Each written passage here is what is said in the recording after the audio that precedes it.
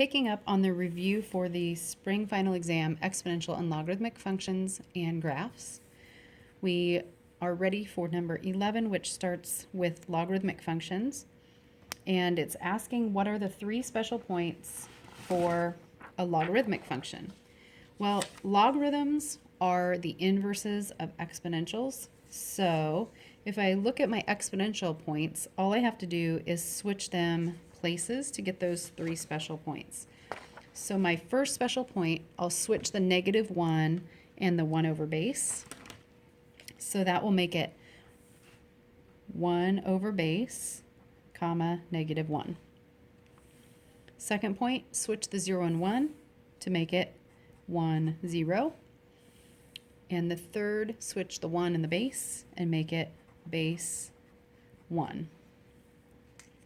Now the parent function for logarithmic is y equals log with a base that's a number of x. And we can use transformations to graph these. These graphs have a vertical asymptote at x equals 0 before transformations. And their domain is x values that are greater than 0, and their range is all real numbers. These graphs look like that. They go down towards -infinity near the vertical asymptote, and then they head off towards infinity on the other end. So we'll practice graphing a couple of these.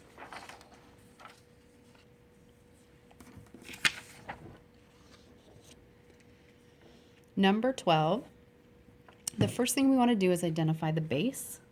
The base of this is 5. That's going to allow us to get our three special points that we start with. Remember that they are 1 over base, -1. So 1/5, -1. And then 1, 0.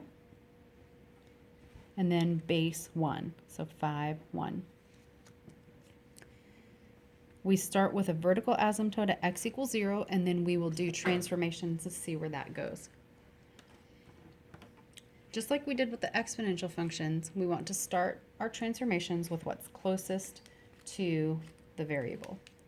So the first thing we're going to start with is this in here, which is a shift left 2. Shifting left 2 takes all of our x's and subtracts 2 from them. So I'm going to do that to each of these ordered pairs and the asymptote. I'm going to go ahead and let us use decimals for the ordered pairs. So if I take 1/5 and subtract 2, that gives me -1.8. So -1.8, -1. 1 minus 2 would be -1, 0. And then 5 minus 2 is 3, 0. The vertical asymptote, I subtract 2 as well, so that's going to shift over to x equals -2. My next transformation would be a stretch if there was one out in front, but there is not on this one. So we will move on to the +3 that's at the end. And this is a shift up 3.